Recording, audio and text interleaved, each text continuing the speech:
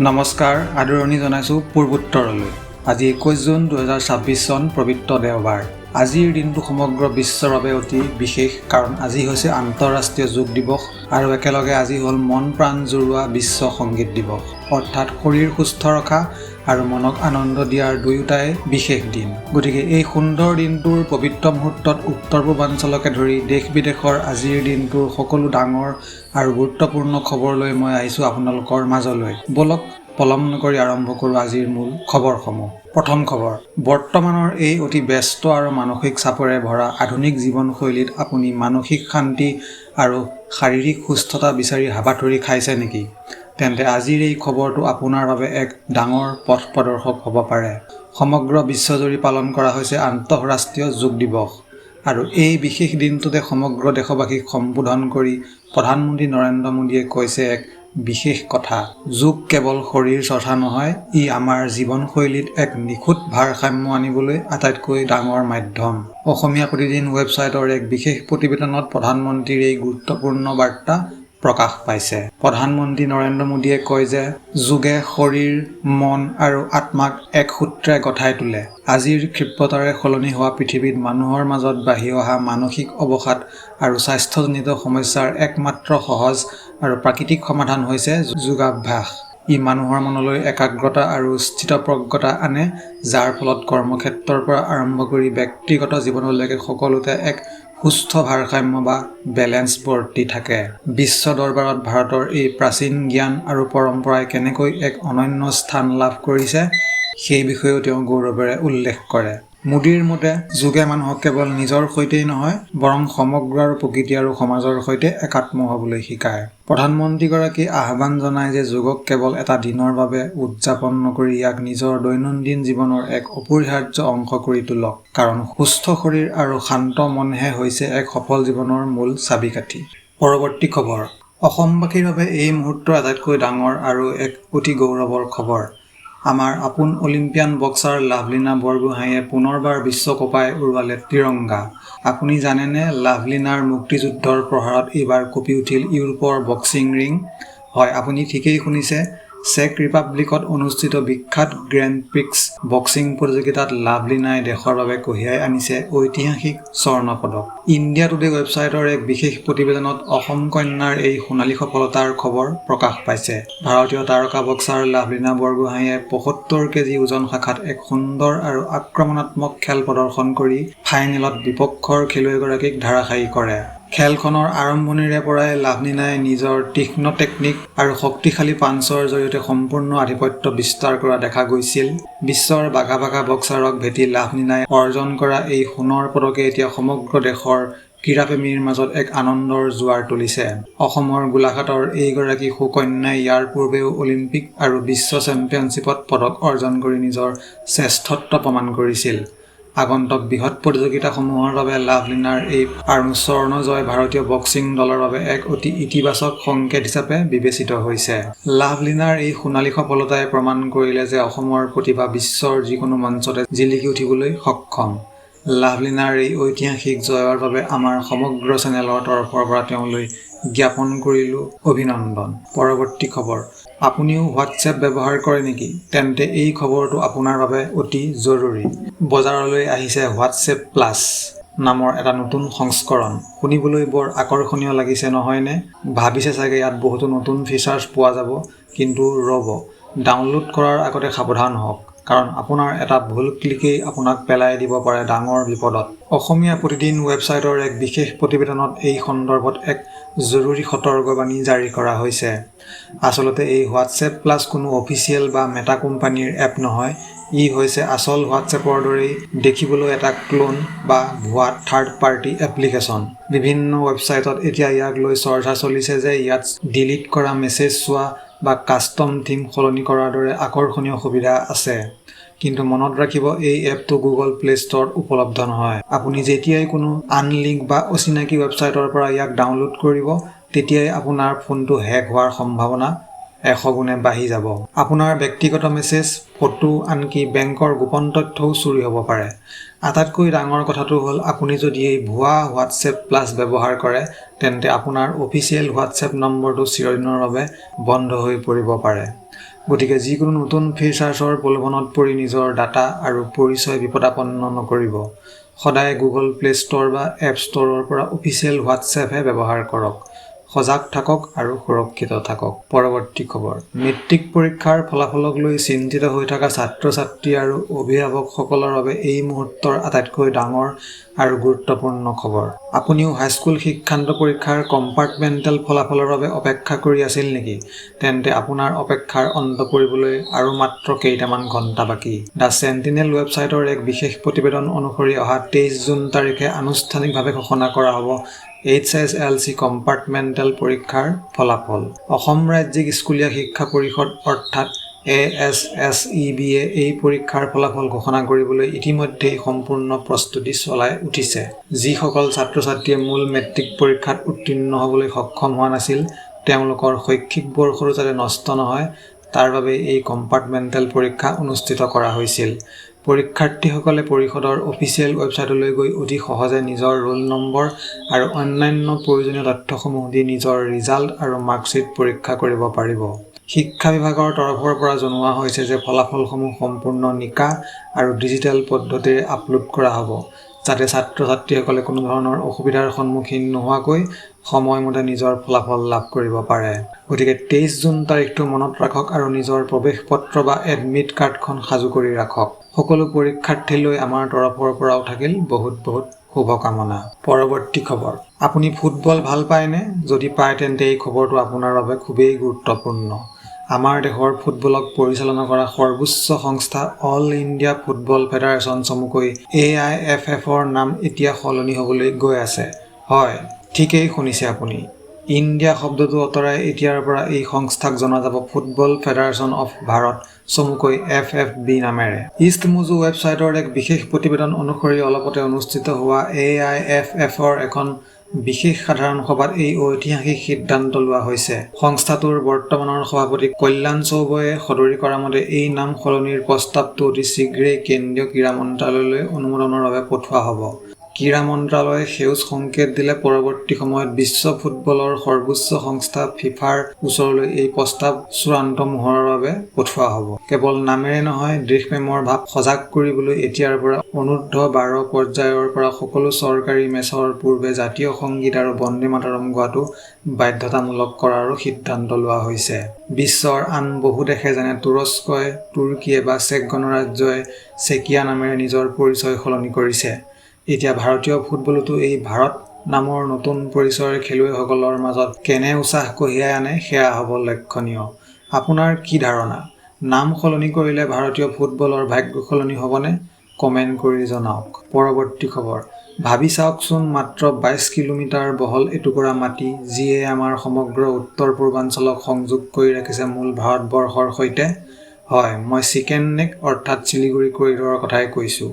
কিন্তু আপুনি কেতিয়াবা ভাবি চাইছেনে এই গুৰুত্বপূৰ্ণ অঞ্চলটোক আমি সদায় কেৱল সামৰিক সুৰক্ষা বা ভূ-ৰাজনীতিৰ চকুৰে কিয় চাই আহিছোঁ?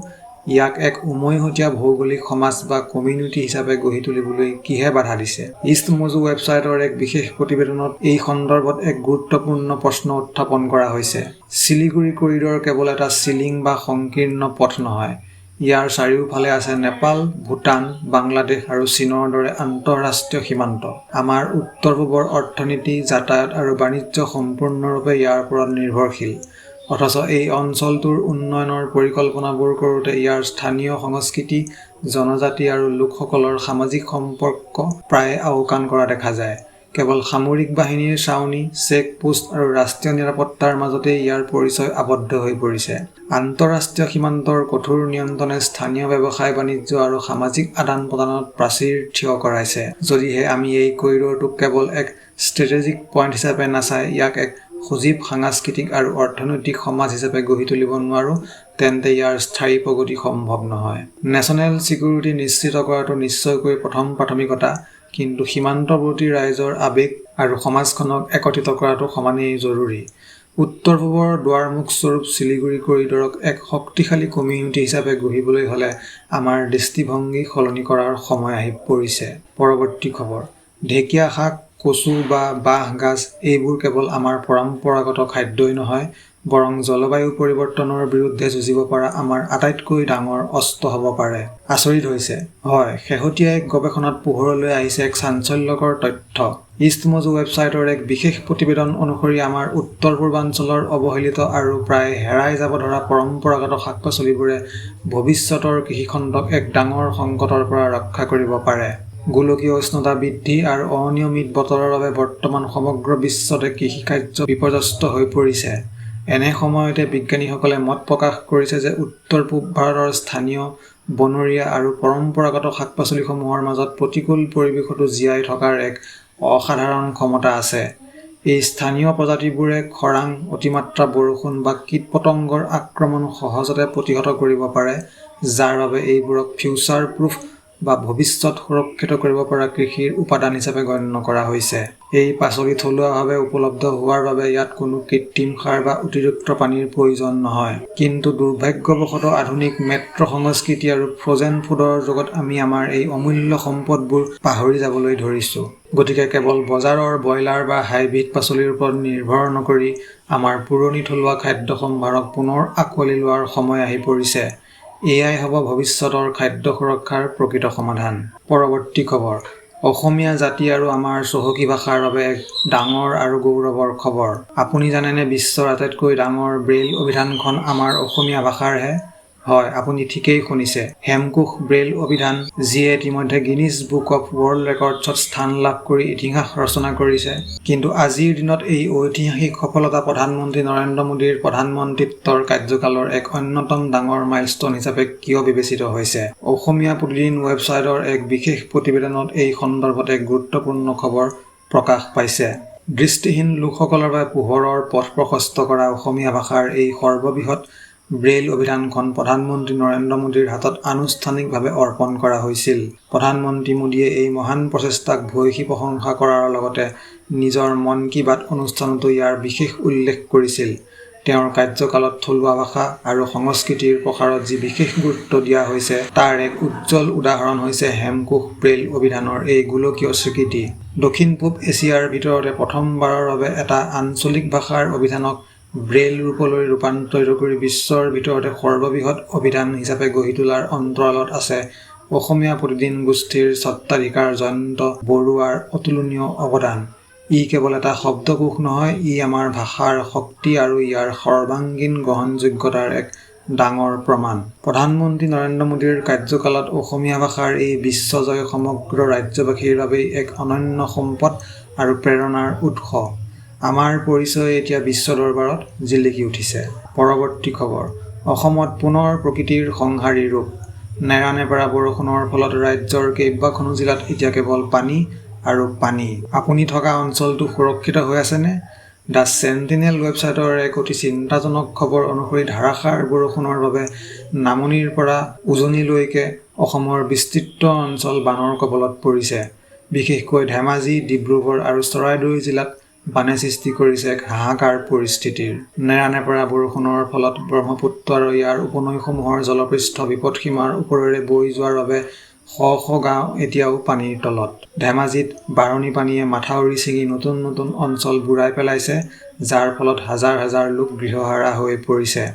আনহাতে ডিব্ৰুগড় আৰু চৰাইদেউ জিলাতো পৰিস্থিতি অতি ভয়াৱহ। খেতিপথাৰ, ঘৰ-দুৱাৰ সৰ্বস্ব এতিয়া বানৰ বুকুত। জনজীৱন সম্পূৰ্ণৰূপে স্তব্ধ হৈ পৰিছে আৰু বহুলোকে মৰণপণ যুঁজ দি আশ্ৰয় শিবিৰত আশ্ৰয় ল'বলগীয়া হৈছে। পোহনীয়া পশুধনৰ পৰা আৰম্ভ কৰি খোৱা পানী আৰু খাদ্যৰ বাবে এতিয়া বানাক্ৰান্ত অঞ্চলসমূহত চৰম হাহাকাৰ লাগিছে। প্ৰশাসনে উদ্ধাৰ অভিযান তীব্ৰতৰ কৰি তুলিছে যদিও অবিৰত বৰষুণে উদ্ধাৰ কাৰ্যত প্ৰতিবন্ধকতাৰ সৃষ্টি কৰিছে। বতৰ বিজ্ঞান কেন্দ্ৰই অনাগত দিনকেইটাত আৰু অধিক বৰষুণ হোৱাৰ সতৰ্কবাণী জাৰি কৰিছে, যাৰ বাবে পৰিস্থিতি আৰু অধিক অৱনতি হোৱাৰ আশংকা কৰা হৈছে। এই বিপদৰ সময়ত সকলোকে সজাগ আৰু সুৰক্ষিত হৈ থাকিবলৈ আমি আহ্বান জনাইছো। পৰৱৰ্তী খবৰ। সমগ্ৰ অসমবাসীৰ বাবে এই মুহূৰ্তৰ আটাইতকৈ ডাঙৰ আৰু এক অতি গৌৰৱৰ খবৰ। যিখন অসমক এদিন অশান্ত বুলি ভবা হৈছিল, সেই অসমলৈ এতিয়া মুকলি হ'ল বিশ্বৰ দুৱাৰ। হয়, আপুনি ঠিকেই শুনিছে। ইউৰোপৰ ২৭খনকৈ দেশে অসম ভ্ৰমণৰ ক্ষেত্ৰত থকা বছৰ বছৰ পুৰণি সকলো বাধা নিষেধাজ্ঞা সম্পূৰ্ণৰূপে প্ৰত্যাহাৰ কৰিছে। দ্য চেণ্টিনেল ৱেবছাইটৰ এক বিশেষ প্ৰতিবেদন অনুসৰি ৰাজ্যখনত ঘূৰি অহা স্থায়ী শান্তিৰ বাবেই এয়া সম্ভৱ হৈ উঠিছে, যাক এক ঐতিহাসিক পিছ ডিভিডেণ্ড বুলি আখ্যা দিয়া হৈছে। দীৰ্ঘদিন ধৰি আলফা বা অন্যান্য সশস্ত্ৰ সংগঠনৰ হিংসাত্মক কাৰ্যকলাপৰ দোহাই দি ইউৰোপীয় দেশসমূহে নিজৰ নাগৰিকসকলক অসম ভ্ৰমণ নকৰিবলৈ সতৰ্কবাণী জাৰি কৰি ৰাখিছিল। কিন্তু শেহতীয়া বছৰবোৰত ডাবল ইঞ্জিন চৰকাৰৰ শান্তি আলোচনা আৰু উন্নয়নৰ ফলত অসমৰ পৰিস্থিতি সম্পূৰ্ণ সলনি হৈছে। এতিয়া অসম সুৰক্ষিত আৰু শান্ত। এই শান্তিৰ বাৰ্তাকে বিশ্ব দৰবাৰে স্বীকৃতি দিছে। ইউৰোপৰ এই ঐতিহাসিক সিদ্ধান্তৰ পিছত এতিয়াৰ পৰা ইউৰোপীয় পৰ্যটকে কোনো ধৰণৰ ভয় বা শংকা নোহোৱাকৈ কাজিৰঙা, মানাহ বা মাজুলীৰ সৌন্দৰ্য উপভোগ কৰিবলৈ পোনপটীয়াকৈ অসমলৈ আহিব পাৰিব। ইয়াৰ ফলত অসমৰ পৰ্যটন উদ্যোগ আৰু থলুৱা অৰ্থনীতিয়ে এক অভূতপূৰ্ব গতি লাভ কৰিব বুলি আশা কৰা হৈছে। হিংসা এৰি শান্তিৰ পথেৰে খোজ দিয়া অসমৰ বাবে এয়া এক নতুন যুগৰ সূচনা। বিশ্বৰ বুকুত এতিয়া অসমৰ পৰিচয় কেৱল প্ৰাকৃতিক সৌন্দৰ্য আৰু শান্তিৰ এক অনন্য ভূস্বৰ্গ হিচাপে পৰিচিত হৈছে। পৰৱৰ্তী খবৰ। হৰ হৰ মহাদেৱ ধ্বনিৰে কঁপি উঠিল হিমালয়ৰ বুকু। লাখ লাখ শিৱ ভক্তৰ বাবে এই মুহূৰ্তৰ আটাইতকৈ আনন্দৰ আৰু এটা ডাঙৰ খবৰ। বহু প্ৰতীক্ষাৰ অন্ত পেলাই অৱশেষত আৰম্ভ হ'ল 2026 বৰ্ষৰ পবিত্ৰ কৈলাশ মানসৰোবৰ যাত্ৰা। দ্য চেণ্টিনেল ৱেবছাইটৰ এক বিশেষ প্ৰতিবেদন অনুসৰি এই বৰ্ষৰ তীৰ্থযাত্ৰীসকলৰ প্ৰথমটো দলে ছিক্কিমৰ ঐতিহাসিক নাথুলা সীমান্ত অতিক্ৰম কৰি আনুষ্ঠানিকভাৱে চীন তথা তিব্বত ভূখণ্ডত প্ৰৱেশ কৰিছে। প্ৰতি বছৰে পবিত্ৰ কৈলাশ পৰ্বত আৰু মানসৰোবৰ দৰ্শনৰ বাবে সমগ্ৰ দেশৰ পৰা অহা তীৰ্থযাত্ৰীসকলৰ বাবে নাথুলা পথছোৱা অত্যন্ত গুৰুত্বপূৰ্ণ হিচাপে গণ্য কৰা হয়। এইবাৰৰ প্ৰথমটো দলত থকা ভক্তসকলক ভাৰতীয় সীমান্তত প্ৰশাসন আৰু সুৰক্ষা বাহিনীৰ তৰফৰ পৰা এক উষ্ম বিদায় সম্ভাষণ জনোৱা হয়। সমুদ্ৰ পৃষ্ঠৰ পৰা প্ৰায় 14,000 ফুট উচ্চতাত অৱস্থিত এই দুৰ্গম পথছোৱাৰে যাত্ৰা কৰাৰ পূৰ্বে আটাইকেইজন তীৰ্থযাত্ৰীৰে কঠোৰ স্বাস্থ্য পৰীক্ষা কৰা হৈছিল। চীনৰ সীমান্তত প্ৰৱেশ কৰাৰ লগে লগে চীনা বিষয়াসকলেও তীৰ্থযাত্ৰীসকলক আদৰণি জনায়। ভগৱান শিৱৰ পবিত্ৰ বাসস্থান হিচাপে খ্যাত কৈলাশ দৰ্শনৰ বাবে যোৱা এই ভক্তসকলৰ মুখত এতিয়া কেৱল ভক্তিৰ প্লাৱন আৰু যাত্ৰা সম্পূৰ্ণ কৰাৰ এক অনন্য উৎসাহ দেখা গৈছে। প্ৰতিকূল বতৰ আৰু দুৰ্গম পথৰ প্ৰত্যাহ্বানক নেওচি আগবাঢ়ি যোৱা এই প্ৰথমটো যাত্ৰী দলৰ পবিত্ৰ যাত্ৰা সুকলমে সমাপ্ত হওক তাৰেই কামনা কৰিছোঁ। আপোনালোক সকলোলৈকে আমাৰ ফালৰ পৰাও থাকিল শুভকামনা। পৰৱৰ্তী খবৰ। আপোনালোকে নিজেই নাজানে আপোনালোক আচলতে কিমান দূৰলৈ যাব পাৰে। আপোনালোক কিমান বেছি প্ৰতিভাশালী। মেঘালয়ৰ ৰেপ মিউজিকৰ জগতখন কঁপাই তোলা জনপ্ৰিয় ৰেপাৰ ৰেবল অৰ্থাৎ ডাইচা মেলোডি চাংমাৰ এই এটা বাৰ্তাই এতিয়া জোকাৰি গৈছে সমগ্ৰ উত্তৰ পূৰ্বাঞ্চলৰ যুৱ প্ৰজন্মৰ মন। স্বয়ং মেঘালয়ৰ মুখ্যমন্ত্ৰী কনৰাড চাংমাই যেতিয়া ৰেবলক ৰাজ্যখনৰ যুৱ প্ৰজন্মৰ বাবে এটা ডাঙৰ আইকন বুলি অভিহিত কৰে, তাৰ পিছতেই ছ'চিয়েল মিডিয়াত ভাইৰেল হৈ পৰিছে এই ৰেবেলৰ এই প্ৰেৰণাদায়ক মন্তব্য। ইণ্ডিয়া টুডে ৱেবছাইটৰ এক বিশেষ প্ৰতিবেদনত এই খবৰ প্ৰকাশ পাইছে। শ্বিলঙৰ ৰেপ জগতৰ এক অন্যতম শক্তিশালী নাম হৈছে ৰেবল। নিজৰ অসাধাৰণ লিৰিক্স আৰু ৰেপিঙৰ শৈলীৰে তেওঁ কেৱল মেঘালয়তে নহয় সমগ্ৰ দেশতে এক সুকীয়া চিনাকি গঢ়ি তুলিছে। শেহতীয়াকৈ এক অনুষ্ঠানত মেঘালয়ৰ মুখ্যমন্ত্ৰী কনৰাড চাংমাই ৰেবলৰ প্ৰতিভাক মুকলিকৈ প্ৰশংসা কৰে আৰু তেওঁক যুৱ প্ৰজন্মৰ বাবে এক আদৰ্শ বুলি ঘোষণা কৰে। মুখ্যমন্ত্ৰীৰ এই প্ৰশংসাৰ পিছত ৰেবলে মেঘালয় তথা উত্তৰ পূবৰ যুৱ প্ৰজন্মক উৎসাহিত কৰি কয় যে বহু সময়ত আমাৰ যুৱ প্ৰজন্মই নিজৰ প্ৰতিভাক চিনি নাপায় বা নিজৰ ওপৰত বিশ্বাস হেৰুৱাই পেলায়। কিন্তু প্ৰত্যেকৰে মাজত একো একোটা অনন্য শক্তি লুকাই আছে। তেওঁ সকলোকে নিজৰ সপোনৰ পাছত দৌৰিবলৈ আৰু কেতিয়াও হাৰ নামানিবলৈও আহ্বান জনায়। থলুৱা প্ৰতিভাই কেনেকৈ বিশ্ব দৰবাৰত নিজৰ স্থান দখল কৰিব পাৰে তাৰ এক জিলিকা উদাহৰণ হৈছে ৰেবল। তেওঁৰ এই যাত্ৰা আৰু বাৰ্তাই নিশ্চিতভাৱে আমাৰ অঞ্চলটোৰ হাজাৰ হাজাৰ উদীয়মান প্ৰতিভাক আগবাঢ়ি যাবলৈ এক নতুন শক্তি যোগাব। পৰৱৰ্তী খবৰ। এই বিশাল বিশ্ব ব্ৰহ্মাণ্ডখন আচলতে কেনেকৈ পৰিচালিত হৈছে? আমাৰ চৌপাশে থকা উদ্দেশ্য ঐশ্বৰিক শক্তি বা ডিভাইন এনাৰ্জিৰ প্ৰকৃত ৰহস্য কি? এইবোৰ এনে কিছুমান প্ৰশ্ন যাৰ উত্তৰ যুগ যুগ ধৰি মানুহে বিচাৰি ফুৰিছে। কিন্তু আপুনি জানেনে, এতিয়া আমাৰ অসমৰে এগৰাকী বিশিষ্ট লেখকে এই গধুৰ ৰহস্যৰ এক অত্যন্ত সৰল আৰু বৈজ্ঞানিক বিশ্লেষণ দাঙি ধৰিছে। হয়, ইণ্ডিয়া টুডে ৱেবছাইটৰ এক বিশেষ প্ৰতিবেদনত পোহৰলৈ আহিছে এই অনন্য খবৰ। অসমৰ এইগৰাকী লেখকে নিজৰ নতুন গ্ৰন্থৰ জৰিয়তে বিশ্বব্ৰহ্মাণ্ডৰ সেই পৰম শক্তি বা ঐশ্বৰিক ক্ষমতাৰ ৰহস্য উদ্ঘাটন কৰিবলৈ এক অভিনৱ প্ৰয়াস কৰিছে, যিয়ে এতিয়া সৰ্বত্ৰে চৰ্চা লাভ কৰিছে। প্ৰাচীন কালৰে পৰা ভাৰতীয় দৰ্শন আৰু সনাতন সংস্কৃতিত ঐশ্বৰিক শক্তিক বিভিন্ন ৰূপত উপাসনা কৰা হৈ আহিছে। কিন্তু বৰ্তমান আধুনিক তথা প্ৰযুক্তিৰ যুগত যুৱপ্ৰজন্মই প্ৰায়ে এইবোৰক কেৱল অন্ধবিশ্বাস বুলি ভাবি আঁতৰি থাকিব বিচাৰে। অসমৰ এইগৰাকী লেখকে ঠিক এইখিনিতেই এক ডাঙৰ পৰিৱৰ্তন আনিবলৈ সক্ষম হৈছে। তেওঁ নিজৰ গ্ৰন্থখনত প্ৰাচীন আধ্যাত্মিক জ্ঞানৰ সৈতে আধুনিক কোৱাণ্টাম ফিজিক্স বা বিজ্ঞানৰ তত্ত্বসমূহৰ এক অপূৰ্ব সংযোগ ঘটাইছে। লেখকগৰাকীৰ মতে ঐশ্বৰিক শক্তি কোনো কাল্পনিক ধাৰণা নহয়, বৰং ই হৈছে এক সৰ্বব্যাপী পজিটিভ এনাৰ্জি, যি আমাৰ প্ৰত্যেকৰে ভিতৰত আৰু প্ৰকৃতিৰ কণিকাই কণিকাই বিৰাজমান। গ্ৰন্থখনত অতি সুন্দৰভাৱে বিশ্লেষণ কৰা হৈছে যে কেনেকৈ ধ্যান, ইতিবাচক চিন্তা আৰু প্ৰকৃতিৰ সৈতে একাত্ম হৈ মানুহে নিজৰ জীৱনলৈ এই ঐশ্বৰিক শক্তিৰ প্ৰৱাহ আনিব পাৰে। কেনেকৈ এই শক্তিয়ে আমাৰ মানসিক অৱসাদ দূৰ কৰি জীৱনলৈ কঢ়িয়াই আনিব পাৰে এক অপূৰ্ব ভাৰসাম্য, তাকো কিতাপখনত খৰচি মাৰি লিখা হৈছে। ইণ্ডিয়া টুডেৰ প্ৰতিবেদনত উল্লেখ কৰা হৈছে যে এই গ্ৰন্থখনে কেৱল সাহিত্য জগততে নহয়, বৰং আধ্যাত্মিক আৰু বৈজ্ঞানিক গৱেষণা কৰা লোকসকলৰ মাজতো এক নতুন চিন্তাৰ খোৰাক যোগাইছে। অসমৰ পৰা ওলাই যোৱা এনে এক গভীৰ চিন্তা দৰ্শনে এতিয়া ৰাষ্ট্ৰীয় পৰ্যায়তো লাভ কৰিছে তীব্ৰ প্ৰশংসা। বিজ্ঞান আৰু বিশ্বাসৰ মাজৰ প্ৰাচীৰখন ভাঙি ঐশ্বৰিক শক্তিক এক নতুন দৃষ্টিকোণৰ পৰা চাবলৈ শিকোৱা এই অসমীয়া লেখকৰ প্ৰচেষ্টা সঁচাকৈয়ে অতুলনীয়। আপুনিও যদি জীৱনৰ এই পৰম ৰহস্যৰ সন্ধান কৰিব বিচাৰে, তেন্তে এই গ্ৰন্থখনে আপোনাক এক নতুন পথ দেখুৱাব পাৰে। পৰৱৰ্তী খবৰ।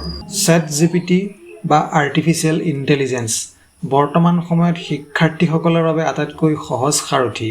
কিন্তু আপুনি জানেনে, এই আৰ্টিফিচিয়েল ইণ্টেলিজেন্স প্ৰযুক্তিয়ে এতিয়া ধ্বংস কৰিব পাৰে আপোনাৰ সন্তানৰ চিন্তা কৰাৰ ক্ষমতা? হয়, ঠিক এই আশংকা কৰিয়ে এতিয়া স্কুলীয়া শিক্ষাত আৰ্টিফিচিয়েল ইণ্টেলিজেন্সৰ ব্যৱহাৰৰ ওপৰত কঠোৰ নিষেধাজ্ঞা আৰোপ কৰিছে এখন দেশে।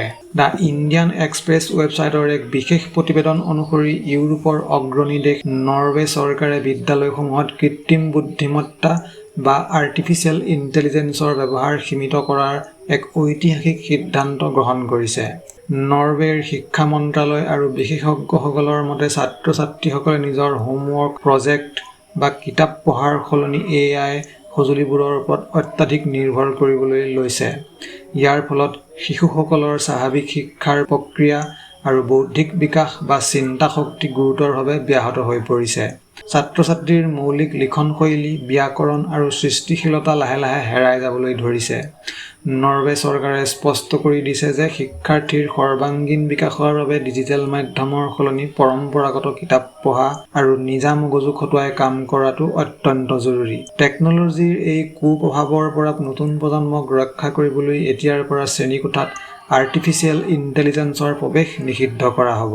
প্ৰযুক্তিৰ যুগত আৰ্টিফিচিয়েল ইণ্টেলিজেন্স আমাৰ বাবে যিমান আশীৰ্বাদ, সিমানেই অভিশাপো হ'ব পাৰে।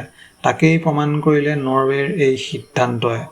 আমাৰ দেশতো এতিয়া ছাত্ৰ-ছাত্ৰীৰ মাজত আৰ্টিফিচিয়েল ইণ্টেলিজেন্সৰ ব্যৱহাৰ বৃদ্ধি পাইছে। গতিকে আমি কেতিয়া সজাগ হ'ম, সেয়া হ'ব এক ডাঙৰ প্ৰশ্ন। বন্ধুসকল, এয়াই আছিল আজিৰ খবৰসমূহ কেনে পালে আমাক জনাবলৈ নাপাহৰিব। যদিহে ভাল লাগিলে লাইকটো কৰি দিব আৰু আমাৰ চেনেলটো যদি এতিয়াও ছাবস্ক্ৰাইব কৰা নাই, ছাবস্ক্ৰাইব কৰি দিব। ধন্যবাদ।